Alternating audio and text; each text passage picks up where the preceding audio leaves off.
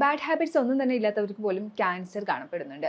ഒരു വീട്ടിൽ ഒന്നല്ലെങ്കിൽ അതിലധികം ആളുകൾക്ക് ക്യാൻസർ ഹിസ്റ്ററി ഉള്ള ഒരു കാലത്താണ് നമ്മൾ ഇന്ന് ജീവിക്കുന്നത്. അപ്പോൾ ഇത്തരത്തിലുള്ള ക്യാൻസർ വരാതിരിക്കാൻ എന്തൊക്കെ ശ്രദ്ധിക്കണം, എന്തൊക്കെ അവോയ്ഡ് ചെയ്യണം, ഇതിന് കാണിക്കുന്ന ലക്ഷണങ്ങൾ എന്തൊക്കെയാണെന്നാണ് നമ്മൾ ഇന്ന് ഡിസ്കസ് ചെയ്യാൻ പോകുന്നത്. ഞാൻ doctor Amina, Nirala natural cure സെന്ററിലെ ചീഫ് മെഡിക്കൽ ഓഫീസറാണ്.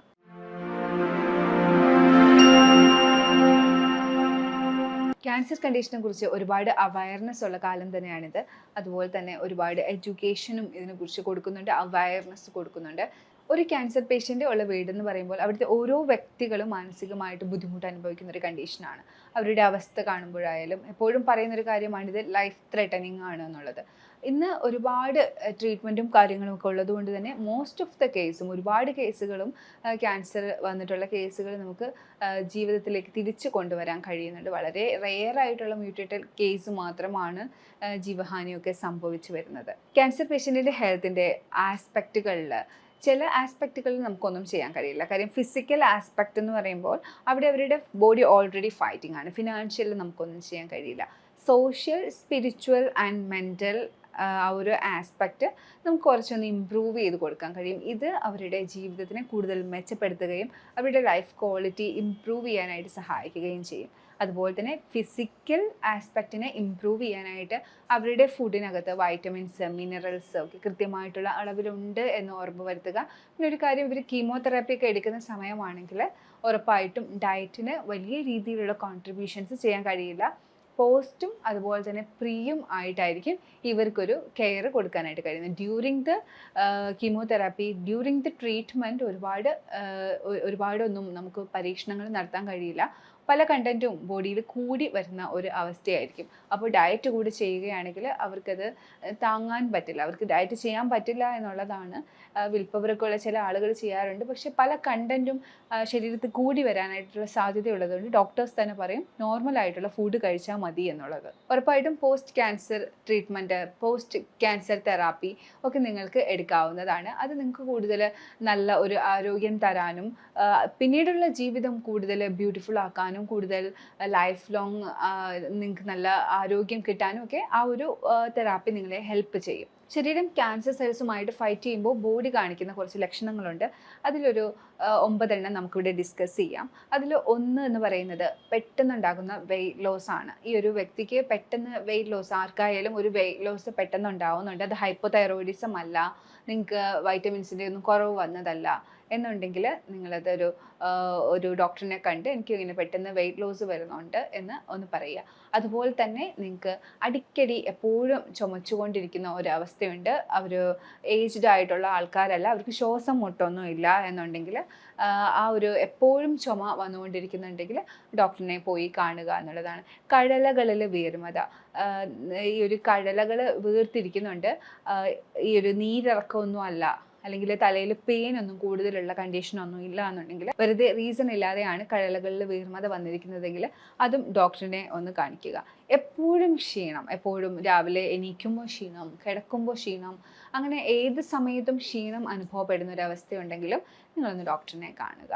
അടിക്കടി പനി വന്നുകൊണ്ടിരിക്കുന്ന അവസ്ഥയുണ്ടെങ്കിലും ഒരു പക്ഷേ നിങ്ങളുടെ ബോഡി ക്യാൻസർ സെൽസുമായിട്ട് ഫൈറ്റ് ചെയ്തുകൊണ്ടിരിക്കുന്നത് കൊണ്ടായിരിക്കാം. ഇതൊരിക്കലും വീട്ടിൽ കുഞ്ഞു കുട്ടികൾ സ്കൂളിൽ പോയിട്ട് വരുമ്പോൾ പനി വരുന്ന ആ ഒരു അവസ്ഥയല്ല.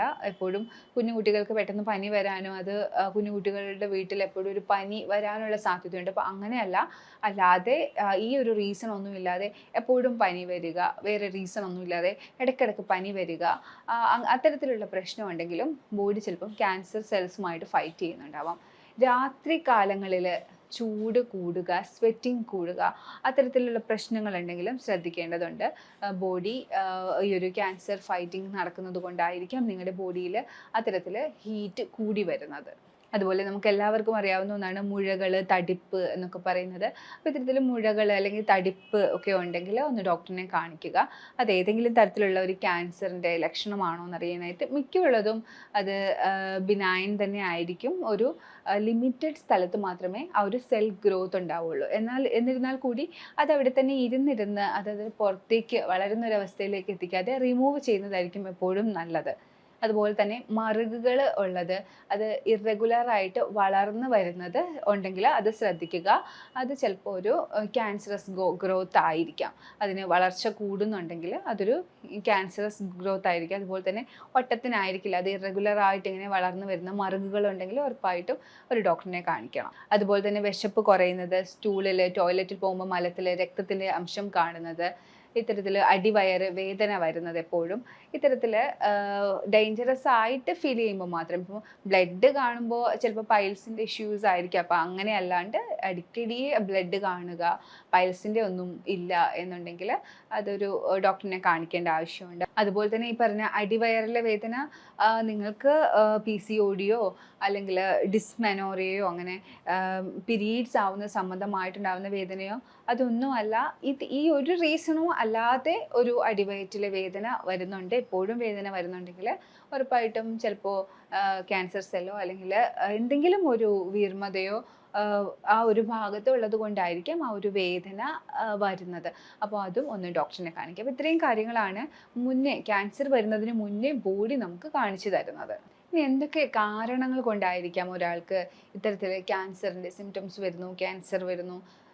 കൂടുതലായിട്ടും ഏജൊക്കെ ആയി വരുന്ന സാഹചര്യത്തിൽ അവർക്ക് ഇമ്മ്യൂണിറ്റി കുറഞ്ഞ് DNA വ്യത്യാസം വന്ന് മ്യൂട്ടേഷനൊക്കെ വന്നിട്ട് ഈ ഒരു ക്യാൻസറിലേക്ക് വരാനായിട്ടുള്ള സാധ്യതയുണ്ട്. അതുപോലെ തന്നെ വരുന്നൊരു കാര്യമാണ് എൻവിറോൺമെൻ്റൽ ഫാക്ടേഴ്സ് ആയിട്ടുള്ള പ്ലാസ്റ്റിക് കത്തിക്കുന്നത്. ഇപ്പോൾ ജോലിപരമായിട്ടുള്ള ഇപ്പോൾ ആസ്പെറ്റോസിൻ്റെ ഒക്കെ കീഴിൽ വർക്ക് ചെയ്യുന്ന ആൾക്കാർ, അത് മേക്കിംഗ് ചെയ്യുന്ന ആൾക്കാർക്ക് ഇപ്പോൾ അതിൻ്റെ സംബന്ധമായിട്ടുള്ള ക്യാൻസർ വരാറുണ്ട് ലങ്സിലൊക്കെ. അപ്പോൾ ഇത്തരത്തിൽ എൻവിറോൺമെൻ്റൽ ഫാക്ടേഴ്സ് ഒരു 20% ഒക്കെ കോൺട്രിബ്യൂട്ട് ചെയ്യുന്നുണ്ട്. പ്ലാസ്റ്റിക് ആയാലും ഇതുപോലെ പൊല്യൂഷൻസ് ആയാലും ഒക്കെ ഒരു 20% ഒക്കെ കോൺട്രിബ്യൂട്ട് ചെയ്യുന്നുണ്ട്.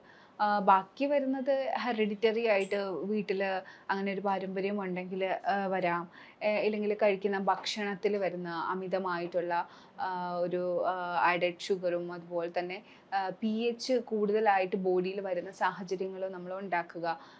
അതിപ്പോൾ എപ്പോഴായാലും ഭക്ഷണത്തിലൂടെ തന്നെ ആയിരിക്കും അല്ലേ pH കൂടുതലായിട്ടുള്ളത്. pH കൂടുതലായിട്ട് ബോഡിയിൽ വന്നു കഴിഞ്ഞാൽ, അതായത് ആസിഡിക് നേച്ചർ ബോഡിയിൽ കൂടുതലായിട്ട് വന്നു കഴിഞ്ഞാൽ ക്യാൻസർ സെൽസ് ആക്റ്റീവ് ആവാനുള്ള സാധ്യതയുണ്ട്. അപ്പോൾ അതും ഒരു ക്യാൻസർ വരാനുള്ളൊരു കാരണമാണ്. അതുപോലെ തന്നെ വൈറൽ ഇൻഫെക്ഷൻസും ബാക്ടീരിയൽ ഇൻഫെക്ഷൻസും ഒക്കെ അടിക്കടി വരുന്നുണ്ടെങ്കിൽ ഓങ്കോജെൻസ് പെട്ടെന്ന് ആക്റ്റീവ് ആവാനുള്ള സാധ്യതയുണ്ട്. ഇത്തരത്തിൽ ക്യാൻസർ സെൽസ് ആക്റ്റീവ് ആവാതിരിക്കാനും അതുപോലെ തന്നെ ക്യാൻസർ പിടിപെടാതിരിക്കാനും നമ്മൾ എന്തൊക്കെ ശ്രദ്ധിക്കണം? കൂടുതലായിട്ടും ഫാമിലി ഹിസ്റ്ററി ഉള്ളവരാണ് ഇത്തരം കാര്യങ്ങളൊക്കെ കൂടുതൽ കോൺഷ്യസ് ആയിട്ട് നോക്കി കാണുന്നത്. അല്ലെങ്കിൽ ശരീരത്തിൽ എവിടെയെങ്കിലും മുഴയുടെ ഇത് വന്നിട്ടുണ്ട്, തടിപ്പ് വന്നിട്ടുണ്ട്, അവർക്കൊക്കെ ഇതിന് കുറച്ച് കൺസേൺ കൂടുതലായിരിക്കും. ഉറപ്പായിട്ടും സെൽസ് നല്ല ആക്റ്റീവ് ആയിരിക്കാനും ഡീടോക്സിഫിക്കേഷൻ നടക്കാനും ബോഡിക്ക് ഒരു ബാലൻസ് ഉണ്ടാവാനും നല്ലൊരു വ്യായാമം നിങ്ങൾ നിർബന്ധമായിട്ടും ചെയ്യുക. അത് 5 അല്ലെങ്കിൽ 10 മിനിറ്റെങ്കിലും അറ്റ്ലീസ്റ്റ് ഒരു വ്യായാമം ചെയ്യുക. നിങ്ങൾക്ക് 30 1 മണിക്കൂറോ നിങ്ങളുടെ ഇഷ്ടത്തിനനുസരിച്ച് ആ വ്യായാമം നിങ്ങൾക്ക് കൂട്ടാവുന്നതാണ്. അടുത്തതായിട്ട് ആൻറ്റി ക്യാൻസറസ് ഫുഡ് അതെന്തൊക്കെയാണെന്ന് നമുക്കൊന്ന് നോക്കാം. ആൻറ്റി ഇൻഫ്ലമേറ്ററി ഫുഡ് പോലെ തന്നെയാണ് ആൻറ്റി ക്യാൻസറസ് ഫുഡ്. പക്ഷേ ക്യാൻസറിനെ പ്രതിരോധിക്കുന്ന കുറച്ച് കാര്യങ്ങളും കൂടി ഞാനിതിൽ ഉൾപ്പെടുത്തിയിട്ടുണ്ടെന്നേ ഉള്ളൂ. അപ്പോൾ ഇത് ആൻറ്റി ക്യാൻസറസ് ഫുഡിൽ ഉറപ്പായിട്ടും നമ്മൾ ഒഴിവാക്കാനുള്ള കുറച്ചുണ്ട്. അതെന്ന് പറയുന്നത് ഈ ബേക്കറി ഫുഡ്സും റിഫൈൻഡ് ഷുഗറും റിഫൈൻഡ് ആയിട്ടുള്ള ഓയിൽസും റിഫൈൻഡ് ആയിട്ടുള്ള ഫ്ലോറുമാണ്. അതായത് വെള്ള നിറത്തിലുള്ള തവിടെല്ലാം കളഞ്ഞിട്ടുള്ള അരി വർഗ്ഗങ്ങൾ, ധാന്യങ്ങൾ എല്ലാം, പിന്നെ റിഫൈൻ ചെയ്ത് വരുന്ന പാം ഓയിൽ, ഇത് നമ്മുടെ സൺഫ്ലവർ ഓയിൽ, അത് ഏത് ഓയിലിൻ്റെ മുകളിൽ റിഫൈൻഡ് എന്ന് എഴുതിയിട്ടുണ്ടോ അത് നിങ്ങൾക്ക് ഒഴിവാക്കാം. ഇപ്പോൾ കോക്കനട്ട് ഓയിൽ നമുക്ക് നാട്ടിലുള്ളതായതുകൊണ്ട് നമുക്കത് വിശ്വസിച്ച് മേടിക്കാം. അതിൽ തന്നെ അതെങ്ങനെയാണ് ഉണ്ടാവുന്നതെന്ന് നിങ്ങൾക്ക് അറിയില്ലെങ്കിൽ അത് മേടിക്കാതിരിക്കുക. അത് ഏറ്റവും നല്ല രീതിയിൽ ഒറിജിനലായിട്ട് കിട്ടുന്ന ഓയിൽസ് മാത്രം നിങ്ങൾ ഉപയോഗിച്ചാൽ മതി. ആൻറ്റി ക്യാൻസറസ് ഫുഡിൽ രണ്ടാമത് വരുന്നത് വൈറ്റമിൻ സി ആണ്. ക്യാൻസറിനെ പ്രതിരോധിക്കാനായിട്ട് വൈറ്റമിൻ സി ധാരാളം അടങ്ങിയിട്ടുള്ള ഭക്ഷണം നമ്മൾ കഴിക്കണം. ലെമൺ എടുക്കാം, അതുപോലെ തന്നെ നെല്ലിക്കയുടെ ജ്യൂസ്, നെല്ലിക്ക ഒക്കെ നിങ്ങൾക്ക് കഴിക്കാവുന്നതാണ്. പറയുമ്പോൾ ഞാൻ എപ്പോഴും പറയുന്നു, എല്ലാ ദിവസവും നെല്ലിക്ക കഴിച്ചുകൊണ്ടിരിക്കേണ്ട. വീക്ക്ലി 2 പ്രാവശ്യമോ 3 പ്രാവശ്യമോ ഒക്കെ നെല്ലിക്ക ഉപയോഗിക്കുന്നത് നല്ലതാണ്. ആവശ്യത്തിനുള്ള കണ്ടന്റ് അപ്പോഴത്തേക്കും വൈറ്റമിൻ സി ഒക്കെ ബൂസ്റ്റ് ആയിക്കോളും. സിട്രസ് ഫ്രൂട്ട്സ് കഴിക്കുന്നത് നല്ലതാണ്. ഓറഞ്ച്, ആപ്പിള്, അങ്ങനെ സിട്രസ് അടങ്ങിയിട്ടുള്ള ഫ്രൂട്ട്സ്, മുന്തിരിയൊക്കെ കഴിക്കുന്നത് നല്ലതാണ്. അതുപോലെ തന്നെ ശരീരത്തിനെ എപ്പോഴും ശുദ്ധിയാക്കിക്കൊണ്ടിരിക്കുന്ന പ്രോപ്പർട്ടിയുള്ള, ഡീടോക്സിങ് പ്രോപ്പർട്ടിയുള്ള ഭക്ഷണ വസ്തുക്കളായിട്ടുള്ള ബീട്രൂട്ട് അതിൻ്റെ ജ്യൂസ് കുടിക്കുന്നത് നല്ലതാണ്. അതുപോലെ നിങ്ങൾക്ക് മിൻറ്റ്, കുക്കുംബർ, പുതിനയില, കുക്കുംബർ, ഇഞ്ചി ഒക്കെ ഇത്തരത്തിൽ ആൻറ്റി ക്യാൻസറസ് ആയിട്ടുള്ളതാണ്. അപ്പോൾ ഇതെല്ലാം കഴിക്കുന്നത് നല്ലതാണ്. ഇതെല്ലാം കൂടി ഒരുമിച്ച് ഒരു കുപ്പിക്കകത്ത് സൂക്ഷിച്ച് കുടിക്കാവുന്നതുമാണ്. ആൻറ്റി ക്യാൻസറസ് ഫുഡിൽ അടുത്തത് വരുന്നത് പ്രോട്ടീൻ റിച്ച് ഫുഡാണ്. നമ്മുടെ ശരീരത്തിനെ ഏറ്റവും ആരോഗ്യകരമാക്കി വെക്കുമ്പോഴേ അതിന് മറ്റുള്ള എന്തെങ്കിലും ഒരു ഫോറിൻ മാറ്റർ ഉള്ളിലേക്ക് വരുന്നുണ്ടെങ്കിൽ അതിന് എഗെയിൻസ്റ്റ് ആയിട്ട് ഫൈറ്റ് ചെയ്യാൻ പറ്റുള്ളൂ. അപ്പോൾ ഏറ്റവും നല്ല പ്രോട്ടീൻസ് ബോഡിയിൽ കൊടുക്കുക എന്നുള്ളതാണ്. നട്ട്സ് ആയാലും വാൾനട്ട്, ആൽമണ്ട്, നിലക്കടല, നിങ്ങൾക്ക് ഏതാണോ അഫോർഡ് ചെയ്ത് മേടിക്കാൻ പറ്റുന്നത് അത് മേടിക്കുക. അതുപോലെ തന്നെ അത്തിപ്പഴം കഴിക്കുന്നത് വളരെ നല്ലതാണ്. വൈറ്റമിൻ ഡി ഒക്കെ ഒരുപാട് കൂടുതലുള്ള അത്തിപ്പഴം ഡെയിലി കഴിക്കുന്നത് നിങ്ങൾക്ക് അഫോർഡ് ചെയ്യാൻ പറ്റുമെങ്കിൽ അത് കഴിക്കുന്നത് നിങ്ങൾക്ക് ക്യാൻസർ പ്രതിരോധിക്കാനായിട്ട് ഹെൽപ്പ് ചെയ്യുന്നുണ്ട്. നല്ല പ്രോട്ടീനിൽ വരുന്നതാണ് പയറ്, കടല, കിനോവ ഒക്കെ നല്ല പ്രോട്ടീനിൽ വരുന്ന മഷ്റൂംസ്, പനീർ, ഇതൊക്കെ നിങ്ങൾക്ക് യൂസ് ചെയ്യാവുന്നതാണ്. ലീൻ മീറ്റ് ആയിട്ടുള്ള ചിക്കനും ഫിഷും ഒക്കെ ഉപയോഗിക്കുന്നത് നല്ല പ്രോട്ടീൻസ് ഉണ്ടാവാനായിട്ട് നിങ്ങൾക്ക് ഹെൽപ്പ് ചെയ്യുന്നുണ്ട്. അതുപോലെ ഇത്തരം ധാന്യങ്ങളൊക്കെ മുളപ്പിച്ച് അതിനെ പൗഡറാക്കി വെച്ച് അതുകൊണ്ട് നിങ്ങൾക്ക് ദോശ, പുട്ട്, നിങ്ങൾക്ക് ഇഷ്ടമുള്ള പൊറിഡ്ജ് ഒക്കെ ഉണ്ടാക്കി കഴിക്കാവുന്നതാണ്. അതെല്ലാം തന്നെ ആൻറ്റി ക്യാൻസറസ് ഫുഡാണ്. അടുത്തതായിട്ട് ശ്രദ്ധിക്കാനുള്ളത് ആൽക്കലിക് നേച്ചറുള്ള ഫുഡ് കൂടുതലായിട്ട് ഉൾപ്പെടുത്താൻ ശ്രദ്ധിക്കുക. നേരത്തെ ഞാൻ പറഞ്ഞു pH കൂടുതലാണെങ്കിൽ ക്യാൻസർ സെൽസ് ആക്റ്റീവ് ആവും എന്നുള്ളത്. അപ്പോൾ ആൽക്കലൈൻ നേച്ചറുള്ള കുമ്പളം, പടവലം, തടിയൻ, കുക്കുംബർ അതുപോലുള്ളവയൊക്കെ ഉൾപ്പെടുത്തുകയാണെങ്കിൽ ബോഡിയുടെ ഒരു ആൽക്കലിക് നേച്ചർ കീപ്പ് ചെയ്യാൻ പറ്റും. എവറി ഡേ ഒരു ഫ്രൂട്ടൊക്കെ കഴിക്കുകയാണെങ്കിൽ നിങ്ങൾക്ക് എപ്പോഴും ബോഡിയുടെ ഒരു ആൽക്കലിക് നേച്ചർ കീപ്പ് ചെയ്യാൻ പറ്റും. അതിൽ തന്നെ കുമ്പളം ജ്യൂസ് കുടിക്കുന്നത് ബോഡിക്ക് എപ്പോഴും വളരെ നല്ലതാണ്. ഡീടോക്സിഫിക്കേഷന് ഹെൽപ്പ് ചെയ്യുന്നുണ്ട്. ബാർലരി തിളപ്പിച്ച വെള്ളം അത് ഡീടോക്സിഫിക്കേഷന് ഹെൽപ്പ് ചെയ്യുന്നുണ്ട്. എപ്പോഴും ക്ലീൻ ആക്കി ബോഡിയെ വെക്കാനായിട്ട് സഹായിക്കുന്നുണ്ട്. ഒരു ആൽക്കലൈൻ നേച്ചറൊക്കെ കീപ്പ് ചെയ്യാനായിട്ട് ഇതെല്ലാം സഹായിക്കുന്നുണ്ട്. ലെമൺ ഹണി വാട്ടർ, ഒരു ഗ്ലാസ് വെള്ളത്തിൽ 1 ടേബിൾ സ്പൂൺ ഹണിയും 1 അരമുറി നാരങ്ങയും കലക്കിയെടുക്കുമ്പോൾ അതിനകത്ത് കൂടുതൽ വൈറ്റമിൻ സിയും അതുപോലെ തന്നെ മിനറൽസും ഒരു ആൽക്കലിക് ആയിട്ടുള്ള ഒരു ഡ്രിങ്കും ഒക്കെ ആയിട്ട് നമുക്കത് എടുക്കാം. അപ്പോൾ ഇത്തരത്തിൽ ആൻറ്റി ക്യാൻസറസ് ഫുഡിനകത്ത് ഈ ഒരു ലെമൺ ഹണി വാട്ടറും വരുന്നുണ്ട്. കൂടാതെ ഗ്രീൻ വെജിറ്റബിൾസിൻ്റെ ജ്യൂസുകൾ, അതായത് ലെറ്റ്യൂസ്, സ്പിനാച്ച് ഒക്കെ വെച്ചിട്ടുണ്ടാക്കുന്ന ഗ്രീൻ ജ്യൂസുകൾ ഇത്തരത്തിൽ ആൻറ്റി ക്യാൻസറസ് ആയിട്ട് ഹെൽപ്പ് ചെയ്യുന്നുണ്ട്. ആൽമണ്ട് മിൽക്ക് ഹെൽപ്പ് ചെയ്യുന്നുണ്ട്. ഗ്രീൻ ടീ ഹെൽപ്പ് ചെയ്യുന്നുണ്ട്, ഒരു ആൻറ്റി ക്യാൻസറസ് ആയിട്ട് പ്രവർത്തിക്കുന്നുണ്ട്. ഇങ്ങനെ ആൻറ്റി ക്യാൻസറസ് ഡയറ്റൊക്കെ പ്രിഫർ ചെയ്യുന്ന ആളുകളാണെങ്കിൽ നിങ്ങൾക്ക് ആൽക്കലൈൻ ടീസ് ട്രൈ ചെയ്യാവുന്നതാണ്. ഈസ്റ്റേൺ മെഡിസിനിൽ കൊറിയ, ജപ്പാൻ, ചൈന ഈ സ്ഥലങ്ങളിലൊക്കെയാണ് ഇത്തരത്തിലുള്ള ടീകൾ കൂടുതലായിട്ട് ഉപയോഗിക്കുന്നത്. അതിനകത്ത് ഒന്ന് കെമോമൈൽ ടീ ആണ്. നമുക്കിവിടെ അവൈലബിൾ അല്ലെങ്കിൽ നമുക്ക് ഓൺലൈനിൽ മേടിക്കാൻ കിട്ടുന്നതാണ് ഇതിൻ്റെ പെറ്റൽസ്. അപ്പോൾ കെമോമൈൽ ടീ നല്ല പീസ്ഫുൾ അറ്റ്മോസ്ഫിയർ തരാനും ഡീടോക്സിഫിക്കേഷനും ആൽക്കലൈൻ നേച്ചർ കീപ്പ് ചെയ്യാനും ഒക്കെ ഹെൽപ്പ് ചെയ്യുന്നുണ്ട്. നമുക്ക് സുലഭമായി കിട്ടുന്ന ജിഞ്ചർ, നമ്മുടെ ഇഞ്ചി തിളപ്പിച്ചുണ്ടാക്കുന്ന ആ ഒരു ടീ, അതായത് ആ ഒരു ഹെർബൽ ടീയും നമുക്ക് ഒരു ആൽക്കലൈൻ ഡ്രിങ്ക് ആയിട്ട് ഉപയോഗിക്കാം. പെപ്പർ മിൻറ്റ് ടീ, മിൻറ്റും പെപ്പറും യൂസ് ചെയ്തിട്ടുണ്ടാക്കുന്ന തിളപ്പിച്ചുണ്ടാക്കുന്ന ആ ഒരു ഹെർബൽ ടീയും നമുക്കൊരു ആൽക്കലൈൻ നേച്ചർ കൊണ്ടുവരാനായിട്ട് ഹെൽപ്പ് ചെയ്യുന്നുണ്ട്. ഇരട്ടി മധുരം, നമ്മുടെ അങ്ങാടിക്കടയിലൊക്കെ കിട്ടുന്ന ഇരട്ടി മധുരം തിളപ്പിച്ചുണ്ടാക്കുന്ന വെള്ളവും നമുക്കൊരു ആൽക്കലൈൻ നേച്ചർ കീപ്പ് ചെയ്യാനായിട്ട് ഹെൽപ്പ് ചെയ്യുന്നുണ്ട്. ഉറപ്പായിട്ട് നമുക്ക് എല്ലാവർക്കും അറിയാവുന്ന ഗ്രീൻ ടീയും ഈ ഒരു പ്രോപ്പർട്ടി തന്നെയാണ് തരുന്നത്. അപ്പോൾ ഇത്രയും ഹെർബൽ ടീകൾ നിങ്ങൾക്ക് മാറി മാറി ട്രൈ ചെയ്യാവുന്നതാണ്. അപ്പോൾ ആൻറ്റി ക്യാൻസറസ് ഡയറ്റ് ആണ് നിങ്ങൾ നോക്കുന്നതെങ്കിൽ ആൽക്കലൈൻ ടീയും ഇതിൻ്റെ ഒരു പാർട്ടാണ്. ഉറപ്പായിട്ടും ഒരു ക്യാൻസറസ് ഗ്രോത്ത് ഉണ്ടാകുന്ന ബോഡിയിൽ ഇൻഫ്ലമേഷൻ ഉണ്ടാകുന്ന ബോഡിയിൽ ക്യാൻസറസ് ഗ്രോത്ത് അതൊരു ട്രിഗറായിട്ടും എഫക്റ്റ് ചെയ്യും. അപ്പോൾ ഈ ഒരു ഇൻഫ്ലമേഷൻ ഇല്ലാതിരിക്കാൻ ആൻറ്റി ഇൻഫ്ലമേറ്ററി ആയിട്ടുള്ള കണ്ടൻസ് നമ്മുടെ ബോഡിയിലേക്ക് കൊടുക്കുന്നത് നല്ലതാണ്. അതിനകത്ത് വരുന്നതാണ് നമ്മുടെ കുർക്കുമിൻ, മഞ്ഞളിൽ അടങ്ങിയിട്ടുള്ള കുർക്കുമിൻ എടുക്കുന്നത് നല്ലതാണ്. നിങ്ങൾക്ക് എന്തെങ്കിലുമൊക്കെ തരത്തിൽ വിട്ടുമാറാത്ത ബുദ്ധിമുട്ടുകൾ ഉണ്ടെങ്കിൽ ഈ ഒരു കുർക്കുമിൻ എടുക്കുകയാണെങ്കിൽ നിങ്ങൾക്കത് മാറിക്കിട്ടും. അലർജി പരമായിട്ടുള്ള കാര്യങ്ങളൊക്കെ ഒരു കുർക്കുമിൻ എടുക്കുന്നത് നല്ലതാണ്. അതുപോലെ തന്നെ ഇഞ്ചിയിൽ അടങ്ങിയിട്ടുള്ള ജിഞ്ചറോള് ആൻറ്റി ഓക്സിഡൻ്റ് ആണ്. അപ്പോൾ ഇഞ്ചി എടുക്കുന്നത് ആൻറ്റി ഇൻഫ്ലമേറ്ററി ആണ്. ഇഞ്ചി ചായയോ ഇഞ്ചി തേനിൽ ചാലിച്ചോ നിങ്ങൾക്ക് എടുക്കാവുന്നതാണ്.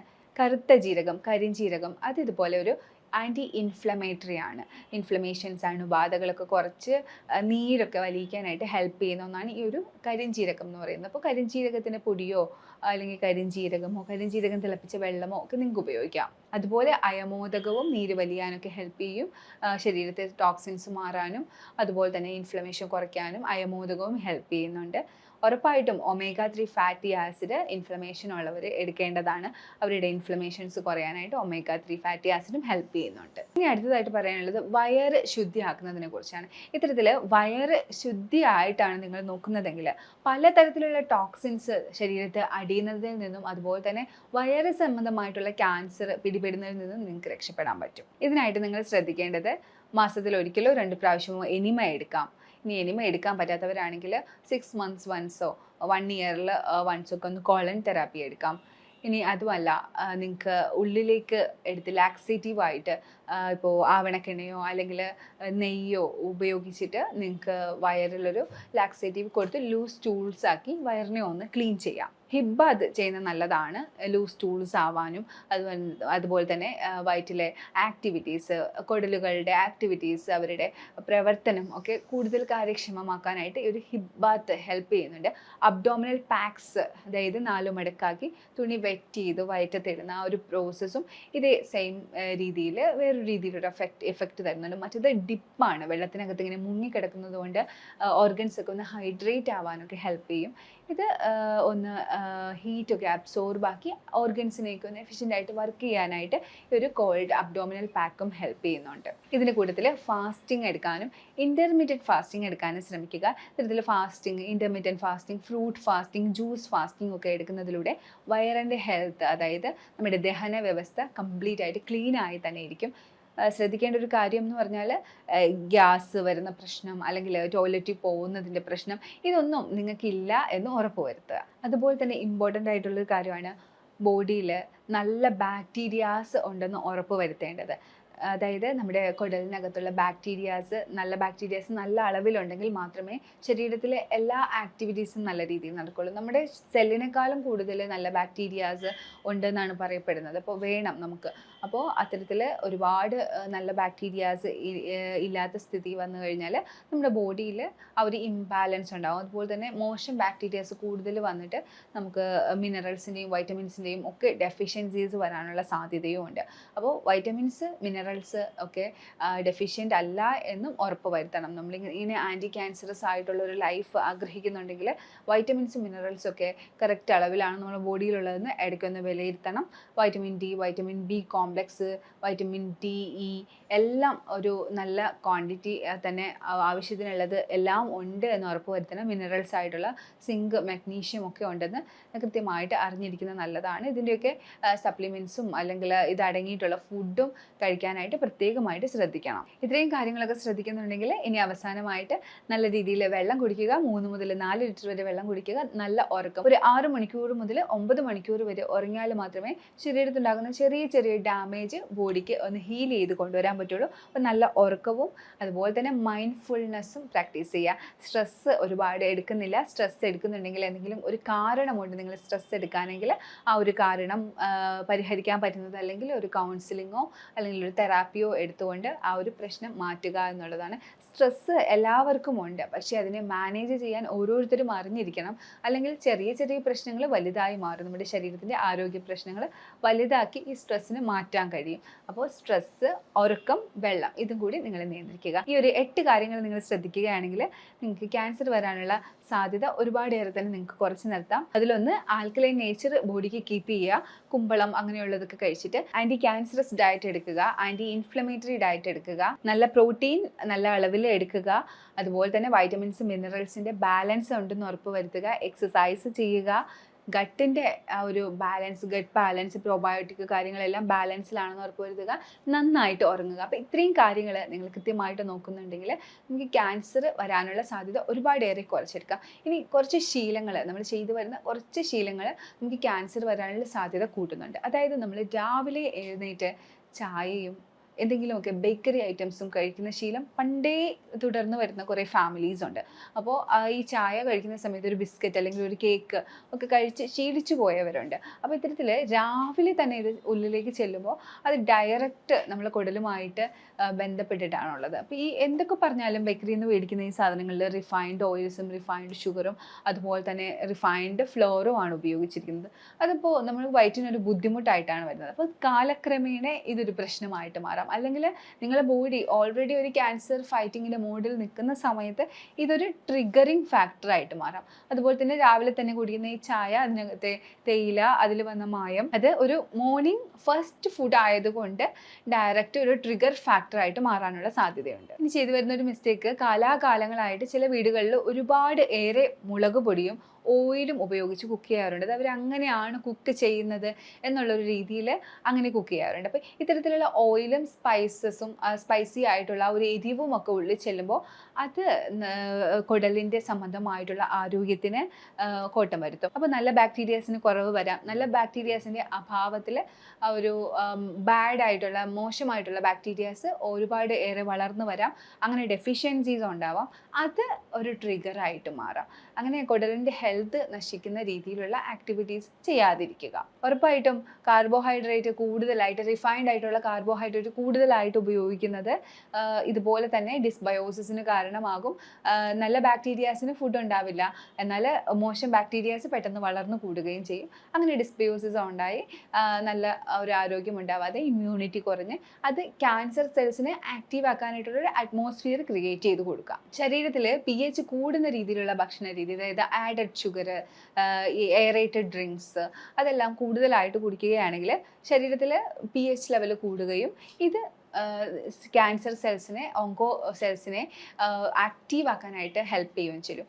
അപ്പോൾ എന്ത് ചെയ്യും, ഒരു ചെറിയൊരു പെർസെൻറ്റേജ് ക്യാൻസറിൻ്റെ ചാൻസ് ഉള്ളത് അത് അതിന് ഡബിളായിട്ട് മാറാനുള്ള സാധ്യതയുണ്ട്. അടുത്തത് റിഫൈൻഡ് ഓയിൽസ് ആണ്. Palm oils, sunflower oils. ഇത്തരത്തിൽ റിഫൈനായിട്ട് വരുന്ന ഓയിൽസ്, അതിനകത്ത് omega-6 ഫാറ്റി ആസിഡാണ്. എത്രയും പെട്ടെന്ന് ശരീരത്തിൽ ഇൻഫ്ലമേഷൻസ് ഉണ്ടാക്കുന്ന omega-6 ഫാറ്റി ആസിഡ്സ് ശരീരത്തിലേക്ക് വന്ന് ചേർന്ന് കഴിഞ്ഞാൽ പെട്ടെന്ന് തന്നെ ഇൻഫ്ലമേഷൻസ് ഉണ്ടാകുന്നു. അതുവഴി ഇമ്മ്യൂണിറ്റി കുറയുന്നു. ഇൻഫ്ലമേഷൻ തന്നെ ഡയറക്റ്റ് എന്ത് ചെയ്യുന്നു, സെൽ ഗ്രോത്ത് കൂട്ടാനായിട്ട് ഹെൽപ്പ് ചെയ്യുന്നു, ട്രിഗർ ചെയ്യുന്നു. അപ്പോൾ ഇത്തരത്തിലുള്ള ആക്ടിവിറ്റീസ് ചെയ്യാതിരിക്കുക എന്നുള്ളതാണ്. ലാക്ക് ഓഫ് എക്സസൈസും അതുപോലെ തന്നെ ലാക്ക് ഓഫ് സ്ലീപ്പും സ്ട്രെസ്സ് കൂടുതൽ എടുക്കുന്നതും ഇതിനകത്തൊരു ഫാക്ടർ തന്നെയാണ്. അപ്പോൾ ഇത്രയും കാര്യങ്ങളാണ് നമ്മൾ അവോയ്ഡ് ചെയ്യാനാണ്. ഡോണ്ട് ഡൂസ്, ഇതൊന്നും നിങ്ങൾ ചെയ്യാതിരിക്കുക. അപ്പോൾ ഞാൻ പറഞ്ഞ കാര്യങ്ങളിൽ ഈ കാര്യങ്ങൾ ചെയ്യാതിരിക്കുക. അതുപോലെ തന്നെ നേരത്തെ പറഞ്ഞ 8 കാര്യങ്ങൾ ചെയ്യുക. അപ്പോൾ അതിൻ്റെ ലക്ഷണങ്ങൾ ഞാൻ പറഞ്ഞു, എക്സ്പ്ലെയിൻ ചെയ്തു. ആ ലക്ഷണങ്ങളിൽ എന്തെങ്കിലുമൊക്കെ നിങ്ങൾ ഫേസ് ചെയ്യുന്നുണ്ട്, അതിനെ ഞാൻ എക്സ്പ്ലെയിൻ ചെയ്ത് തന്നായിരുന്നു. ഇനിയിപ്പോൾ വൈറ്റമിൻ ഡി അല്ലെങ്കിൽ ഇത് കുറവുണ്ടെങ്കിൽ അങ്ങനെ ചെയ്യരുത്, വീട്ടിൽ നിന്ന് കുട്ടികളുള്ള വീടാണെങ്കിൽ പനി വരുന്നത് കാര്യമാക്കരുതെന്നൊക്കെ. അപ്പോൾ അതൊന്നുമല്ല, റീസൺ ഇല്ലാത്ത രീതിയിൽ ഞാൻ പറഞ്ഞു. എന്തെങ്കിലും സിംറ്റംസ് നിങ്ങൾക്ക് കാണിക്കുന്നുണ്ട്, അത് വലിയ രീതിയിൽ നിങ്ങളെ ബുദ്ധിമുട്ടിക്കുന്നുണ്ട്, ഇല്ലെങ്കിലും നിങ്ങൾക്ക് അടിക്കടി അങ്ങനത്തെ പ്രശ്നം വരുന്നുണ്ട്, ബുദ്ധിമുട്ടൊന്നുമില്ല, പ്രശ്നം വരുന്നുണ്ടെങ്കിൽ ഉറപ്പായിട്ടും ഒരു ഡോക്ടറിനെ കൺസൾട്ട് ചെയ്ത് ഒരു ബ്ലഡ് ടെസ്റ്റ് എടുക്കുന്നത് വളരെ നല്ലതായിരിക്കും. അപ്പോൾ ഇത്തരത്തിലുള്ള പ്രശ്നങ്ങൾ നിങ്ങൾക്കുണ്ടെങ്കിൽ ഇല്ലെങ്കിലും നിങ്ങൾക്ക് പേടിയുണ്ട് എന്നുണ്ടെങ്കിൽ ഞാൻ പറഞ്ഞ രീതിയിലുള്ള ഈ ഒരു ഡയറ്റ് നിങ്ങൾക്ക് ഫോളോ ചെയ്യാവുന്നതാണ്. ഇനി പേടിയില്ലെങ്കിൽ പോലും നിങ്ങൾക്ക് ആ ഒരു ഡയറ്റ് ഫോളോ ചെയ്യാവുന്നതാണ്. നല്ലൊരു ഹെൽത്തി ലൈഫിന് വേണ്ടിയിട്ട് ഈ ഒരു ഡയറ്റും ഈ ഒരു ജീവിതശൈലിയും നിങ്ങളെ ഹെൽപ്പ് ചെയ്യുന്നതാണ്. അപ്പോൾ ഇനി കൂടുതലായിട്ട് ഇതിനെക്കുറിച്ച് വേറെ എന്തെങ്കിലും നിങ്ങൾക്ക് അറിയാനുണ്ടെങ്കിൽ ഈ കാണുന്ന നമ്പറിലേക്ക് നിങ്ങൾക്ക് കോൺടാക്റ്റ് ചെയ്യാവുന്നതാണ്. നമുക്ക് ഓൺലൈൻ കൺസൾട്ടേഷനും ഓഫ്ലൈൻ കൺസൾട്ടേഷനും ഇൻ പേഷ്യൻ്റ് ഫെസിലിറ്റിയും അവൈലബിൾ ആണ്. ഇനിയൊരു വീഡിയോയിലേക്ക് കാണുന്നവരേക്കും ബൈ.